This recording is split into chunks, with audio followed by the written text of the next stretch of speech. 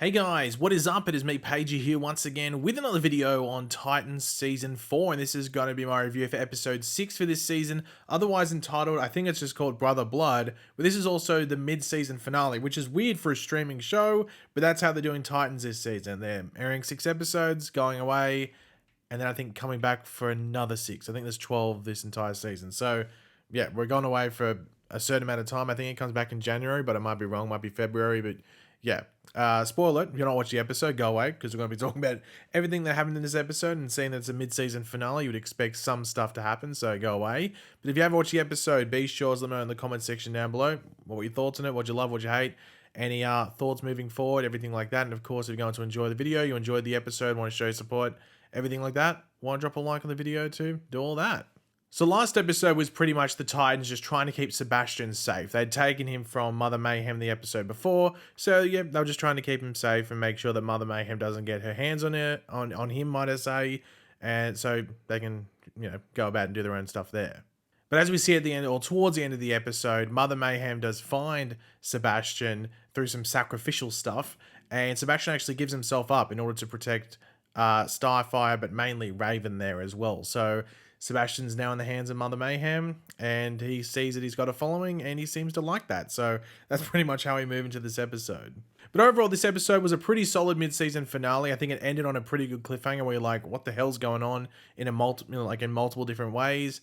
And I think it set up some curiosity heading into the back half of the season with certain amount of characters. Like, are we going to be dealing with this version of a character for the rest of the season, or is this only for like an episode or two? What's happening with this character? Everything like that. So I think it did a pretty good job setting all that up for the back half, where there's still a lot of mystery and, the unknown is still there, which I think Titans have struggled with before. Like, I think in a lot of their seasons, they've sort of blown their you-know-what pretty early, and then the back half has just sort of been like limping to the finish line.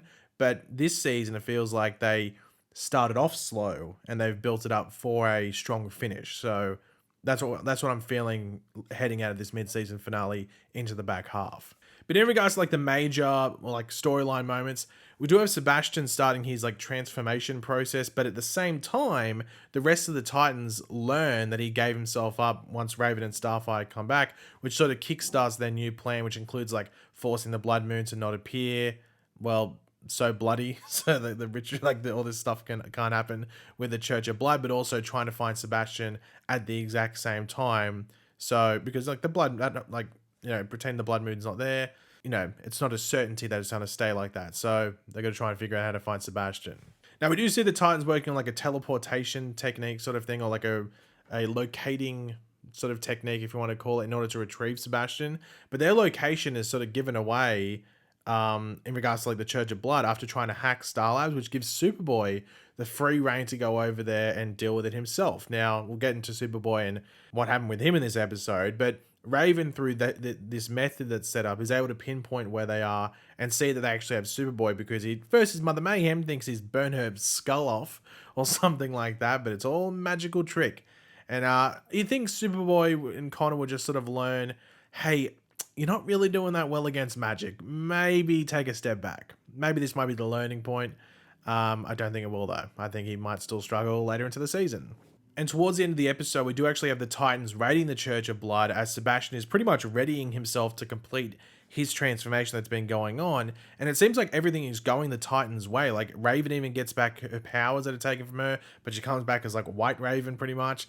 But then, this is when shit starts to hit the fan, because Jinx is stabbed by Mother Mayhem after Jinx was being a bit cocky, and Sebastian refuses to come with them and actually completes the final steps and becomes Brother Blood. Though we don't get to see him emerge from the pool of blood, he stays beneath that. It wouldn't surprise me too much if maybe the opening shot of episode 7 is him emerging. Don't know if he would emerge in the suit or not, or he just emerge covered in blood and then wear the suit later on. I don't know.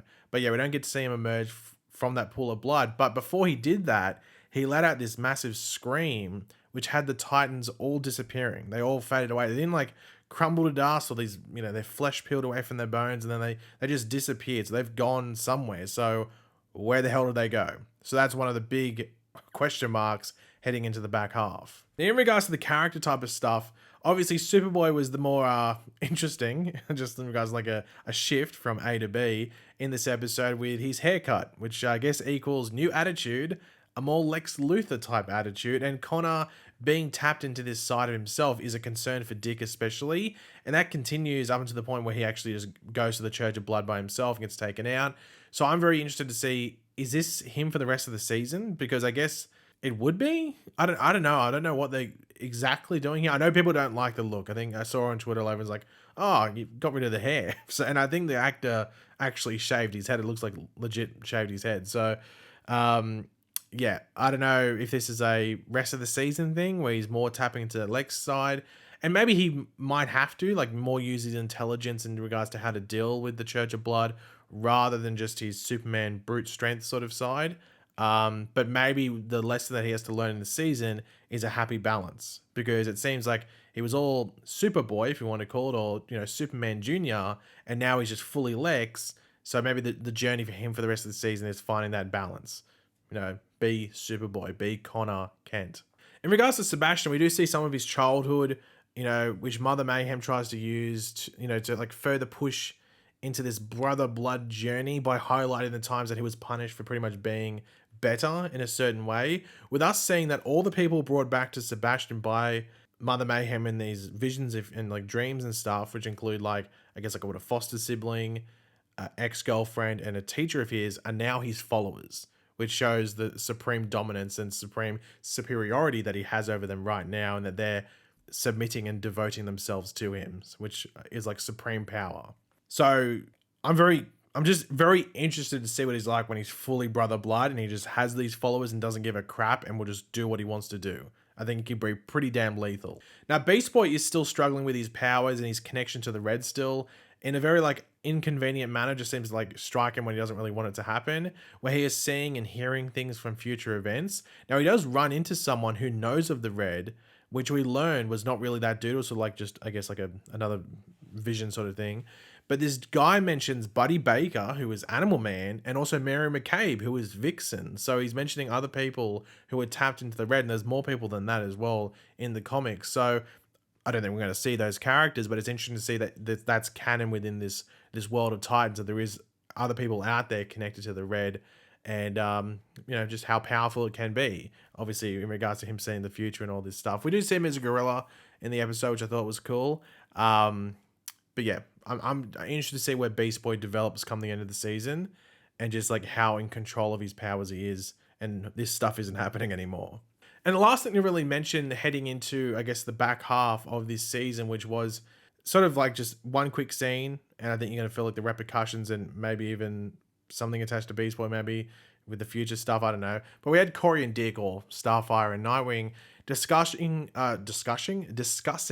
their visions that they've both had with their future and their daughter and everything like that, which ends up being a negative thing because Dick has been keeping that to himself for a while now. This happened last season when he saw that all that stuff happen now, and now Starfire's just experienced it recently. So it will be interesting to see how that is followed on going forward, and because I think that's one thing that they've tried to make Corey and Dick a thing, but it always just feels like it's a one night stand. And I think it was in season 1 they had like the one night stand, then it's like a will they won't they, and it's never really, it's like a fling sort of thing. It's not trying to actually build a relationship.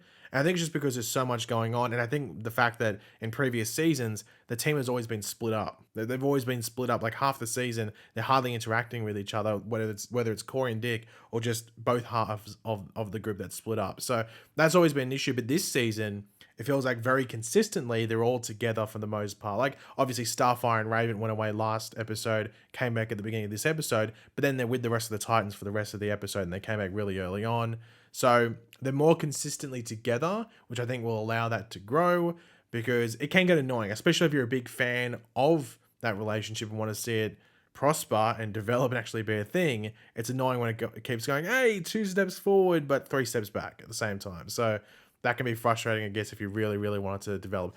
I don't really give a crap about relationships on shows just because I feel like they take up time from story, unless like the whole point of the show is that relationship. But if it's not, I feel like it takes up screen time. But this one doesn't take up that much. And even if they continue to do it more consistently, I don't think it will take up that much screen time anyway, so it's not that much of an issue for me. And in regards to Corey quickly, because nothing really outside of Dick happens too much outside of his like back and forth with Connor, or the Lex side of Connor. But with Corey, we do hear that her power is growing. Like, I know when she first went to Star Labs, it was like in like the low 8 point something percentages, and I think it was in like the teens now or something. I think they mentioned in the episode. So her power is growing, and I wonder how far that will grow. And because she should be like just ridiculously powerful to the point where she doesn't even have to be on the team, really. And you can argue the same for Superboy, but I guess Kryptonite is always there to be a weakness. So I'm interested to see how far that develops and whether that's a like major tool that can be used against Brother Blood, or maybe even someone else that, you know, rears their head in throughout this season. But yeah, heading into the back half, obviously the stuff we brought up is interesting. Whether Jinx is dead or not, I mean, her body goes away. Maybe they go to Lazarus. I don't know what they do.